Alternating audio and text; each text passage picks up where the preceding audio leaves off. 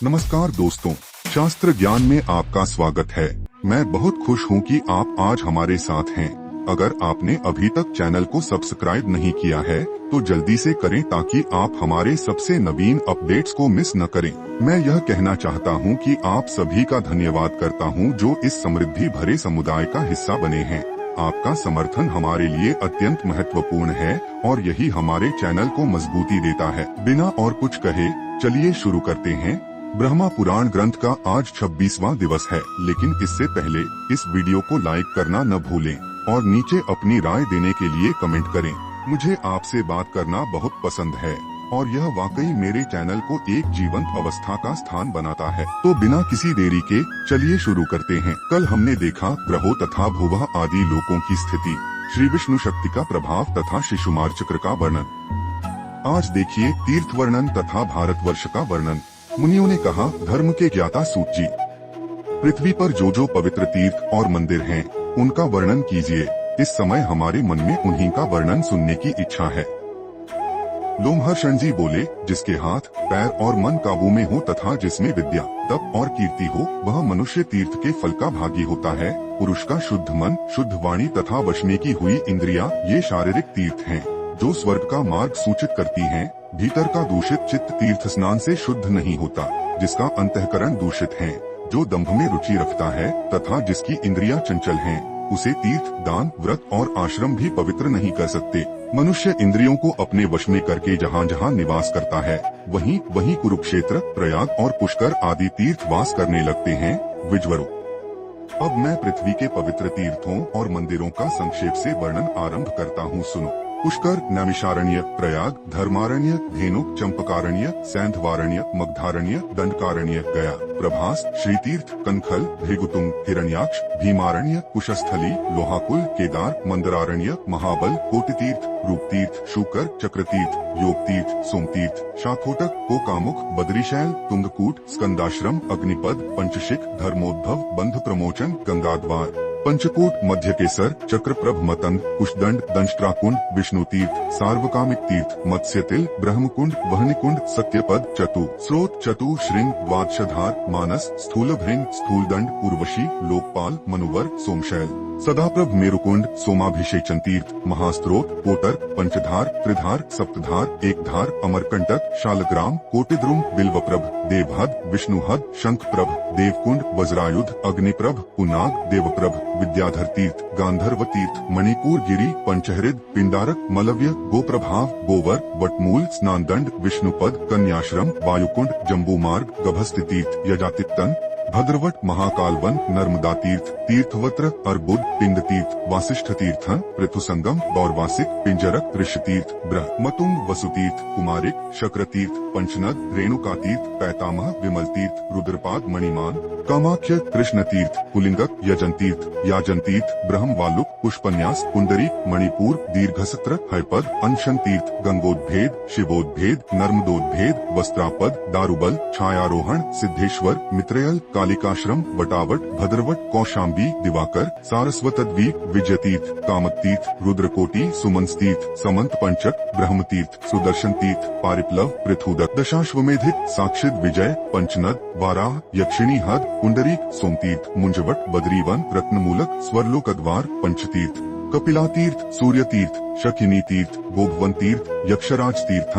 ब्रह्मावर्त, कामेश्वर, मातृतीर्थ, शातवन तीर्थ, स्नान लोमापह, मास संसरक, केदार, ब्रह्मोदुम्बर, सप्तर्षिकुंड, देवी तीर्थ, जम्बुक तीर्थ, इहास्पद, कोटिकूट, किंदान, किंजय, कारंडव, अवेध्य, त्रिविष्टप, पाणिखात, मिश्रक, मधुवट, मनोजव, कौशिकी तीर्थ, देवतीर्थ, ऋन्मोचन तीर्थ, नृगधूम, अमृहेत, श्रीकुंड, शालितीर्थ, नैमिषेतीर्थ, ब्रह्मस्थान, कन्यातीर्थ, मनसतीर्थ, कारुपावन तीर्थ, सौगंधिकवन, मणितीर्थ, सरस्वती तीर्थ, ईशान तीर्थ, पांचयज्ञिक तीर्थ, त्रिशूलधार, महेंद्र, देवस्थान, कृतालय, शाकंभरी, देवतीर्थ, सुवर्ण तीर्थ, कलिहद, शिरस्रव, विरूपाक्ष, भृगुतीर्थ, कुशोद्भव तीर्थ, ब्रह्मयोनि, नील पर्वत, कुब्जाम्बक, वशिष्ठ पद, स्वर्गद्वार, प्रजाद्वार, कलिकाश्रम, स्ववर्त, सुगंधाश्व, कपिलावन, भद्रकर्णद, शंकुकर्णहेद, सप्त सारस्वत, औशंसतीर्थ, कपालमोचन, अवकीर्ण, काम्यक, चतुःसामुद्रिक, शतिक, सहस्रिक, रेणुक, पंचवतक, विमोचन, स्थानुतीर्थ, कुरुतीर्थ, कुशध्वज, विश्वेश्वर, मानवकूप, नारायणाश्रम, गंगाहद, बद्री पावन, इंद्रमार्ग, एकरात्र, क्षीरकावास, दधीच, श्रुततीर्थ, कोटितीर्थ स्थली, भद्रकाली हद, अरुंधतीवन, ब्रह्मावर्त, अश्ववेदी, कुब्जावन, यमुना प्रभव, वीर, प्रमोक्ष, सिंधूत, ऋषिकुल्या, कृत्तिका, पूर्वी संक्रमण, मायाविद्योद्भव, महाश्रम, वेत्सिका, सुंदरिकाश्रम, बाहुतीर्थ, चारुंदी, विमलाशोक, मार्कंडेय तीर्थ, सितोद, मत्स्योदरी, सूर्यप्रभ, अशोकवन, अरुणास्पद, शुक्रतीर्थ, वालुकातीर्थ, पिशाचमोचन, सुभद्राहृद, विरलदंड कुंड, चंडेश्वर तीर्थ, ज्येष्ठ स्थान हृद, ब्रह्मसर, जैगी शव्य गुहा, हरिकेशवन, अजामुखसर, घंटाकर्ण हृद, सपर्णास्योदपान, श्वेत तीर्थ है, करकोट वापी, घर घरिका कुंड, श्यामाकूप, चंद्रिकातीर्थ, श्मशान स्तंभकूप, विनायक हृद, सिंधूद्भवकूप, ब्रह्मसर, रुद्रावास, नागतीर्थ, कुलुम तीर्थ, भक्त हृद, शीर्सर, प्रेताधार, कुमार तीर्थ, कुशावर्त, दधिकर्णेत्पानक, श्रृंग तीर्थ, महातीर्थ, महानदी, गयशीर्ष, अक्षयवट, कपिलाहद, गृध्रवट, सावित्री हद, प्रभासन, शीतवन, योनिद्वार, धन, यक, कोकिला तीर्थ, मतंगेहद, पितृकूप, सप्तकुंड, मणिरत्न हृद, कौशिक्य तीर्थ, भरत तीर्थ, ज्येष्ठालिका तीर्थ, कल्पसर, कुमारधारा, श्रीधारा, गौरी शिखर, शुनह कुंड, नंदितीर्थ, कुमारवास, श्रीवास, कुंभकर्ण हेत, कौशिकी हद, धर्मतीर्थ, कामतीर्थ, उद्दालक तीर्थ, संध्या तीर्थ, लोहितार्णव, शोणोद्भव, वंशगुल्म, ऋषभ, कालतीर्थ, पुण्यावर्ती हद, बद्रिकाश्रम, रामतीर्थ, पितृवन, विरजातीर्थ, कृष्णतीर्थ, कृष्णवट, रोहिणी कूप, इंद्र भूप्र सरोवर, सानुगर्त, माहेंद्र, श्रीनद, इशुतीर्थ, वार्षभ तीर्थ, कावेरी हद, गोकर्ण, गायत्री स्थान, बद्री हद, मध्य स्थान, विकर्णक, जाति हद, देवकूप, पुष्प्रथन, सर्वदेवव्रत, कन्याश्रम हद, बालखिल्य है तथा अखंडित हद। ये सब पवित्र तीर्थ हैं। जो मनुष्य इन तीर्थों में उत्तम श्रद्धा से संपन्न हो, उपवास एवं इंद्रिय संयम पूर्वक विधिवत स्नान, देवता, ऋषि, मनुष्य तथा पितरों का तर्पण, देवताओं का पूजन एवं 3 रात्रि तक निवास करता है, वह प्रत्येक तीर्थ के पृथक पृथक फल रूप से अश्वमेध यज्ञ का पुण्य प्राप्त करता है। इसमें तनिक भी संदेह नहीं है। जो प्रतिदिन इस उत्तम तीर्थ महात्म्य को सुनता, पढ़ता अथवा सुनाता है, वह सब पापों से मुक्त हो जाता है। मुनियों ने कहा, वक्ताओं में श्रेष्ठ सूत जी, इस पृथ्वी पर धर्म, अर्थ, काम एवं मोक्ष प्रदान करने वाली जो उत्तम भूमि एवं श्रेष्ठ तीर्थ हो, उसे बतलाइए। लोमहर्षण जी बोले, ब्राह्मणों, पूर्व काल में महर्षियों ने मेरे गुरु व्यास जी से यही प्रश्न पूछा था। मैं वही प्रसंग कहता हूँ। कुरुक्षेत्र की बात है। बुद्धिमानों में श्रेष्ठ व्यास जी, जो सब शास्त्रों के विद्वान, महाभारत के रचिता, अध्यात्मनिष्ठ, सर्वज्ञ, सब भूतों के हित में संलग्न, पुराण और आगमों के वक्ता तथा वेद वेदांगों के पारंगत पंडित हैं, अपने परम पवित्र आश्रम में बैठे हुए थे। भांति भांति के पुष्प उस आश्रम की शोभा बढ़ा रहे थे। उसी समय उत्तम व्रत का पालन करने वाले अनेक महर्षि उनके दर्शन के लिए आए। कश्यप, जमदग्नि, भरद्वाज, गौतम, वशिष्ठ, जैमिनी, धौमय, मार्कंडेय, वाल्मीकि, विश्वामित्र, शतानंद, वात्स्य, गार्ग्य, आसुरी, सुमंतु, भार्गव, कण्व, मेधातिथि, मांडव्य, च्यवन, धूम्र, असित, देवल, मौद्गल्य, त्रिण्यज्ञ, पिप्पलाद, अकृतवर्ण, संवर्त, कौशिक, रैभ्य, मैत्रेय, हरित, शांडिल्य, विभांड, दुर्वासा, लोमश, नारद, पर्वत, वैशंपायन, गालव, भास्कर, पूरण, सूत, पुलस्त्य, कपिल, पुलह, देवस्थान, सनत कुमार, पैल, कृष्ण तथा कृष्णानुभौतिक, ये तथा और भी बहुत से मुनिवर सत्यवती नंदन व्यास को घेर कर बैठ गए। उनके बीच में व्यास जी नक्षत्रों से घिरे हुए चंद्रमा की भांति शोभा पाते थे। कुछ बातचीत के बाद उन्होंने व्यास जी से अपना संदेह इस प्रकार पूछा। मुनि बोले, मुने, आप वेद, शास्त्र, पुराण, तंत्र शास्त्र, महाभारत, भूत, वर्तमान, भविष्य तथा संपूर्ण वाङ्मय का ज्ञान रखते हैं। यह संसार एक समुद्र के समान है। इसमें दुहक ही दुहक भरा है। यह कष्टमय एवं निहसार है। इस भयानक भवसागर में रागरूपी ग्राह रहते हैं। यह विश्वरूपी जल से भरा रहता है। इंद्रियां ही इसमें भंवर हैं। यह क्षुधा, पिपासा आदि सैकड़ों उर्मियों से व्यास है। इसे मोहरूपी कीचड़ ने मलिन बना रखा है। लोभ की गहराई के कारण इसके पार जाना अत्यंत कठिन है। हम देखते हैं कि संपूर्ण जगत इसमें डूबकर कोई सहारा न पा सकने के कारण अचेत बहा जा रहा है। आपसे पूछते हैं, इस भयंकर संसार में कौन सा साधन कल्याणकारी है? इस बात का उपदेश देकर आप संपूर्ण लोगों का उद्धार कीजिए। इस पृथ्वी पर जो परम दुर्लभ मोक्षदायक क्षेत्र एवं कर्मभूमि है, उसे बतलाइए। हम उसका श्रवण करना चाहते हैं। व्यास जी ने कहा, पूर्व काल में महर्षियों का ब्रह्मा जी के साथ जो संवाद हुआ था उसे आप सब लोग सुने। नाना रत्नों से विभूषित मेरुगिरी के विशाल शिखर पर भगवान ब्रह्मा जी विराजमान थे। देवता, दानव, गंधर्व, यक्ष, विद्याधर, नाग, मुनि तथा सिद्ध उनकी सेवा में उपस्थित थे। उस समय भृगु आदि महर्षियों ने पितामह को प्रणाम करके इस प्रकार प्रश्न किया, भगवन, इस पृथ्वी पर कर्मभूमि कौन है तथा दुर्लभ मोक्ष क्षेत्र कौन है, यह बताने की कृपा करें। ब्रह्मा जी बोले, मुनिवरों, सुनो, इस पृथ्वी पर भारतवर्ष को कर्मभूमि बतलाया गया है। वह परम प्राचीन, वेदों से संबंध रखने वाला तथा भोग और मोक्ष प्रदान करने वाला उत्तम क्षेत्र है। वहीं किए हुए कर्मों के फल रूप से स्वर्ग और नरक प्राप्त होते हैं। भारतवर्ष में पाप या पुण्य करके मनुष्य निश्चय ही उसके अशुभ अथवा शुभ फल का भागी होता है। वहाँ ब्राह्मण आदि वर्ण भली भांति संयम पूर्वक रहते हुए अपने अपने कर्मों का अनुष्ठान करके उत्तम सिद्धि को प्राप्त होते हैं। भारतवर्ष में संयमशील पुरुष धर्म, अर्थ, काम और मोक्ष सब कुछ प्राप्त करता है। इंद्र आदि देवताओं ने भारतवर्ष में शुभ कर्मों का अनुष्ठान करके देवत्व प्राप्त किया है। इनके सिवा अन्य जितेंद्रिय पुरुष ने भी भारतवर्ष में शांत, वितराग एवं आत्सर्यरहित जीवन बिताते हुए मोक्ष प्राप्त किया है। देवता सदा इस बात की अभिलाषा करते हैं कि हम लोग कब स्वर्ग एवं मोक्ष प्रदान करने वाले भारतवर्ष में जन्म लेकर निरंतर उसका दर्शन करेंगे।